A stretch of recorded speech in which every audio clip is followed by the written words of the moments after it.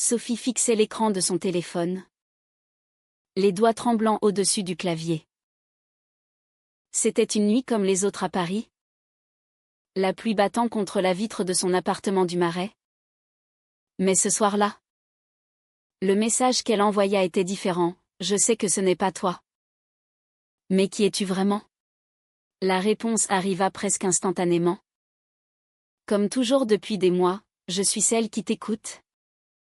Sophie. Et si on se rencontrait enfin? Son cœur s'arrêta, la personne derrière ces textos anonymes voulait franchir la ligne. Transformer ce fantôme numérique en réalité tangible.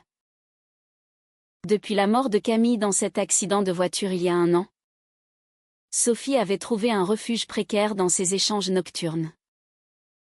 Au début, c'était un acte de deuil désespéré, envoyer des messages à l'ancien numéro de sa compagne, pour revivre les souvenirs, pour hurler son chagrin dans le vide. Mais quand les réponses avaient commencé, elle avait cru à un miracle? Ou à une erreur? Bonne nuit.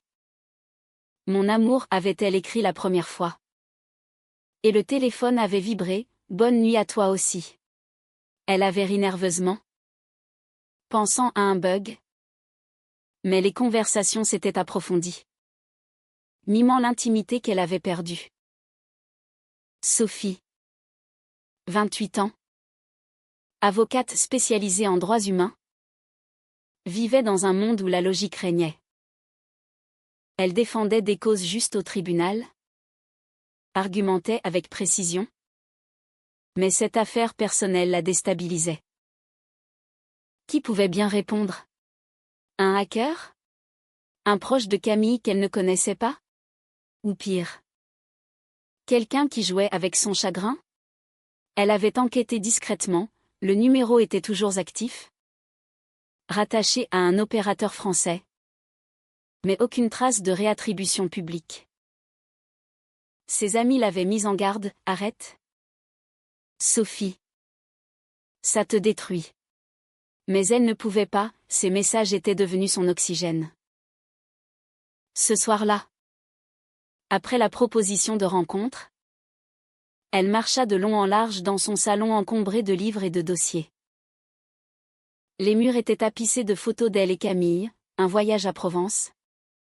Un pique-nique au jardin des Tuileries. Des rires figés dans le temps. Camille, avec ses cheveux blonds courts et son énergie débordante, avait été son encre. Elles s'étaient rencontrées à l'université. 2 étudiantes en droit unies par une passion commune pour la justice sociale. Leur relation avait fleuri en secret au début. Par peur des jugements familiaux. La famille de Sophie.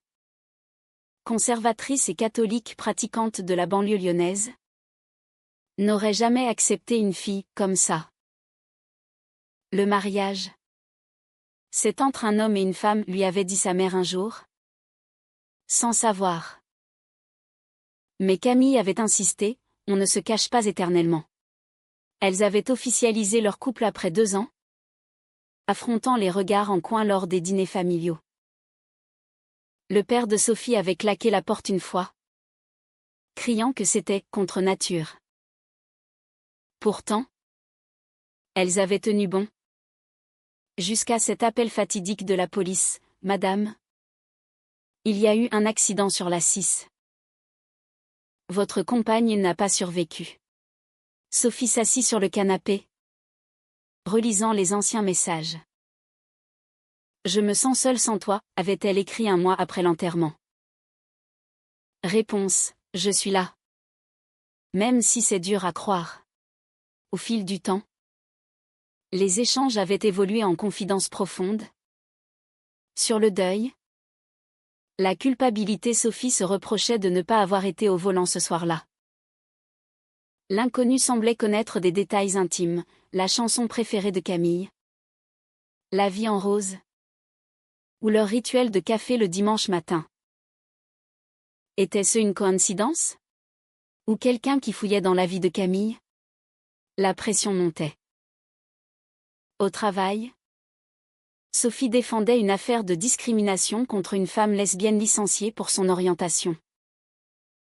Les préjugés tuent, plaidait-elle au juge. Mais en rentrant, elle affrontait les siens. Sa sœur, Marie, l'appelait souvent « Maman s'inquiète pour toi. Tu devrais voir quelqu'un ? Un psy peut-être. » Mais Sophie refusait, admettre son obsession pour ces messages signifierait avouer sa fragilité. Le lendemain matin, elle décida d'accepter la rencontre. D'accord. Où, tapatait-elle. Réponse, au café où vous alliez toujours ? Près de la Seine. Demain. 18h. Sophie sentit un frisson. C'était leur endroit. Le petit pont. Où Camille lui avait demandé de vivre ensemble. Était-ce un piège ? Elle appela son meilleur ami. Julien. Un journaliste gay qui avait soutenu leur couple. Ne va pas seul, dit-il. Ça pourrait être dangereux. Mais la curiosité l'emportait sur la peur. En arrivant au café, Sophie scruta les visages. Une femme d'environ 30 ans, aux cheveux châtains et aux yeux sombres, leva la main. Sophie, demanda-t-elle d'une voix douce. Sophie s'approcha. Le cœur battant. Qui es-tu ? La femme sourit tristement. Je m'appelle Élise. J'étais la sœur cachée de Camille. La révélation la frappa comme un coup de tonnerre. Camille n'avait jamais mentionné une sœur. Élise expliqua, leur mère avait eu Élise d'une relation précédente. Abandonnée à la naissance. Adoptée par une autre famille. Camille l'avait retrouvée il y a 2 ans. En secret. Pour ne pas perturber Sophie. Elle m'a donné son vieux numéro quand elle a changé de portable, dit Élise. Après sa mort, j'ai vu tes messages. Je n'ai pas pu résister, je voulais te connaître. À travers elle. Sophie sentit la trahison monter. Tu as joué avec mon deuil, cria-t-elle, attirant les regards. Élise baissa les yeux, je suis désolée. J'ai perdu une sœur. Toi une amour. On partageait la même douleur. Elles parlèrent des heures. Élise révélant des anecdotes sur l'enfance de Camille que Sophie ignorait. Mais au fond, Sophie se demandait, était-ce une connexion réelle ? Ou une manipulation ? En rentrant, elle effaça les messages. Mais le doute persistait. Les jours suivants, Élise l'appela pour des cafés. Sophie accepta, attirée par ce lien avec le passé. Mais sa famille apprit vite, Marie vit une photo sur les réseaux. C'est qui cette femme ? Tu passes déjà à autre chose, accusa-t-elle. Sophie nia. Mais l'attirance grandissait. Élise était différente de Camille, plus réservée. Plus mystérieuse, mais elle ravivait des sentiments enfouis. La société française, malgré les avancées, gardait des poches de conservatisme. Au travail, un collègue fit une remarque, 2 femmes ensemble. C'est toléré. Mais après une perte, c'est vite vu comme instable. Sophie se défendit. Mais intérieurement, elle luttait contre la culpabilité. Trahirait-elle Camille en s'ouvrant à Élise ? Les rencontres avec Élise devinrent régulières. Elle se promenait le long de la Seine, parlant de Camille comme d'un pont entre elles. Elle m'a raconté comment vous vous êtes embrassés la première fois. Sous la tour Eiffel, confia Élise un soir. Sophie rougit. Touchée et troublée. Ces détails intimes la rapprochaient d'Élise. Mais éveillaient aussi des soupçons. Pourquoi Camille avait-elle caché cette sœur ? Était-ce parente familiale? Ou y avait-il plus? Sophie fouilla dans les affaires de Camille, rangées dans une boîte au grenier. Elle trouva un journal intime, mentionnant des rendez-vous secrets. Me comprend comme personne, écrivait Camille. Le doute s'insinua, et si Élise n'était pas seulement une sœur? Si leur relation avait été plus complexe? Sophie confronta Élise lors d'un dîner chez elle. Un appartement modeste à Montmartre. Pourquoi Camille te cachait-elle? Élise hésita, notre mère était toxique. Elle m'a abandonnée. Et Camille craignait que ça remue le passé. Mais Sophie n'était pas convaincue. Elle engagea un détective privé. Un vieil ami de Julien. Les résultats arrivèrent une semaine plus tard. Élise était bien la demi-sœur de Camille, adoptée à Lyon. Soulagée, Sophie s'ouvrit davantage. Elles partagèrent des rires, des larmes. Élise avoua son propre deuil, j'ai perdu ma sœur avant de la connaître vraiment. Sophie sentit une étincelle, leurs mains se frôlèrent un soir. Et elle recula. Paniquée. La famille de Sophie intensifia la pression.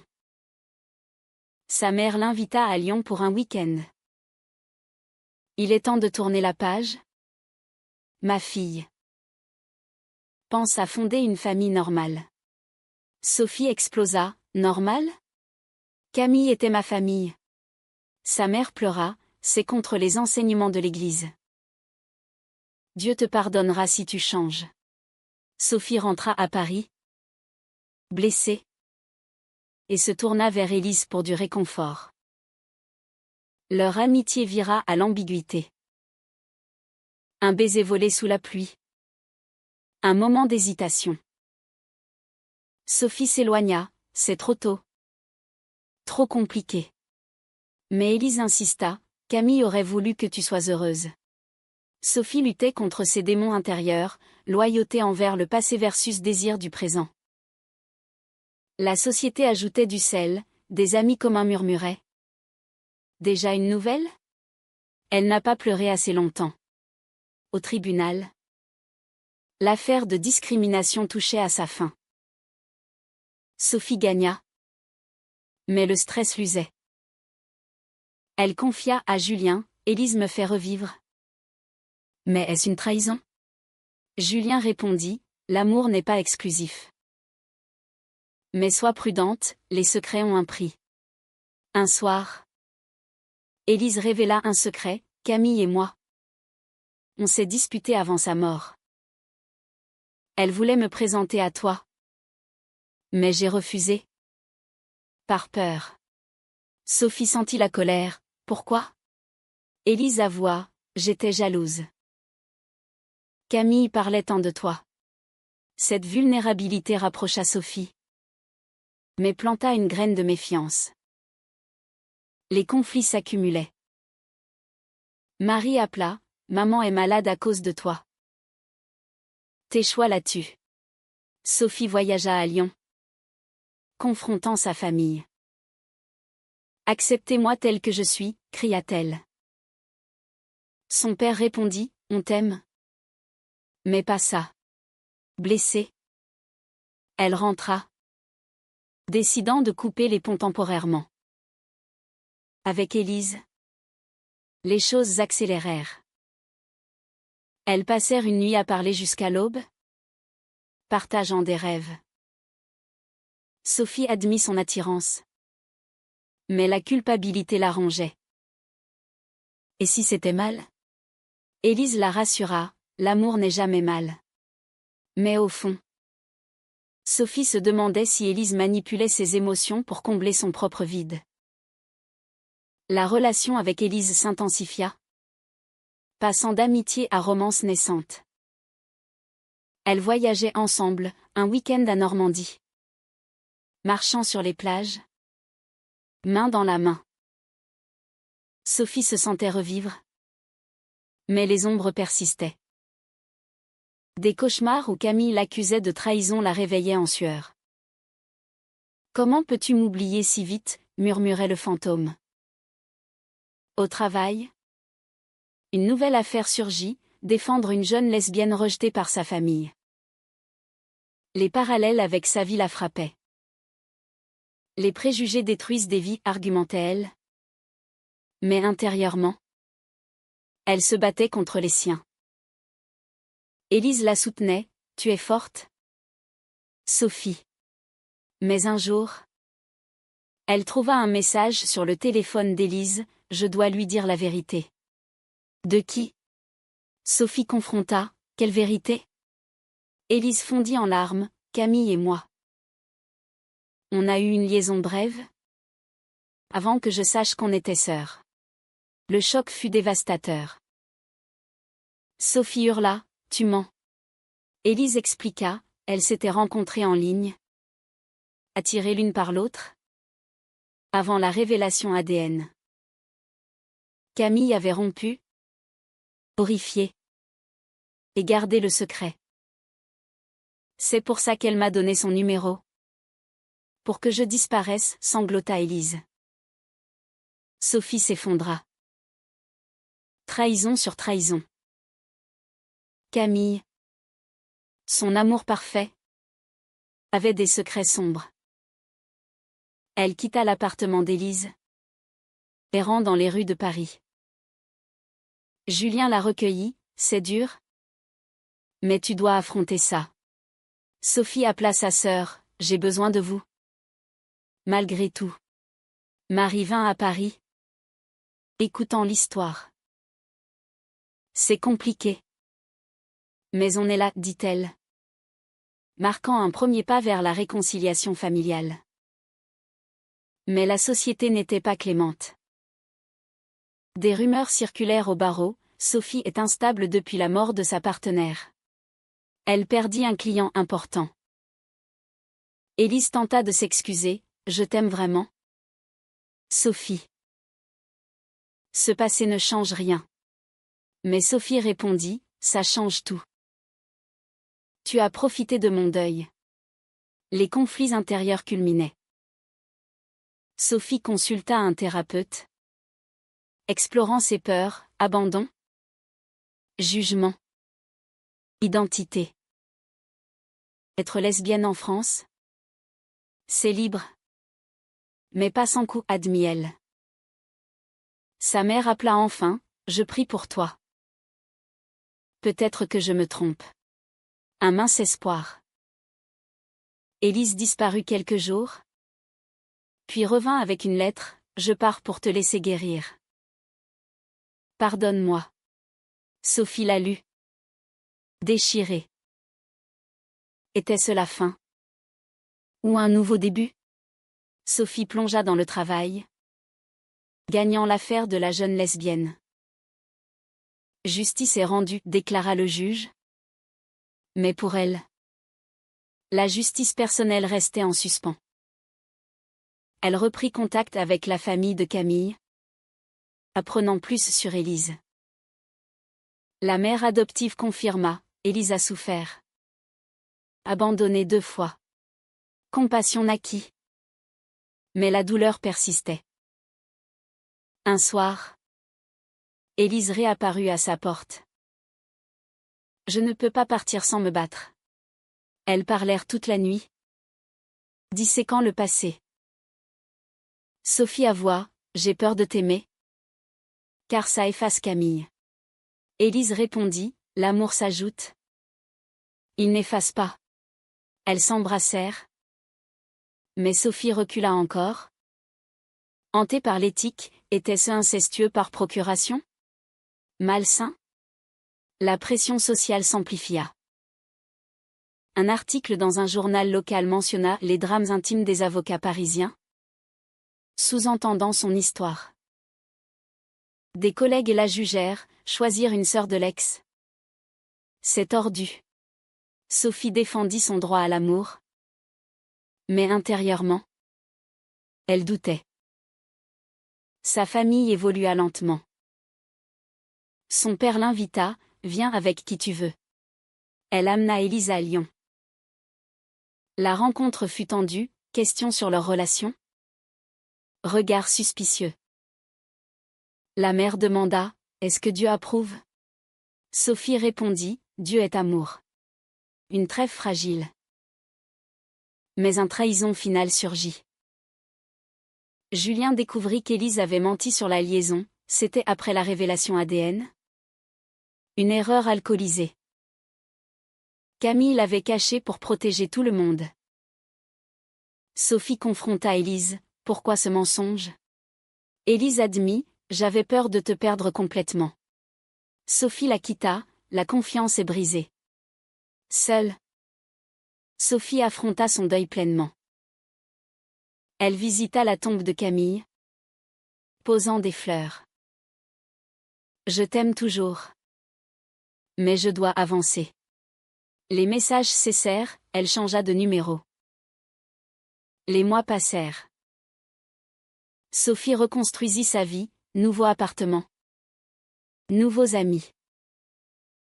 Elle s'engagea plus dans des associations LGBT, luttant contre les discriminations. Les choix personnels ne devraient pas être jugés, plaidait-elle lors de conférences. Élise réapparut un jour. Changée. En thérapie. J'ai payé le prix de mes erreurs. Sophie l'écouta, mais garda distance. Peut-être un jour, dit-elle. Sa famille accepta enfin, un dîner où sa mère dit « Je suis fière de toi ». Le père ajouta « L'amour gagne toujours ». Mais les cicatrices restaient. Sophie se demanda si ses décisions étaient justes, avait-elle trahi Camille? Sacrifié trop pour Élise? La société avait-elle raison de juger? Au final, était-il moral de poursuivre un amour né du deuil et des secrets?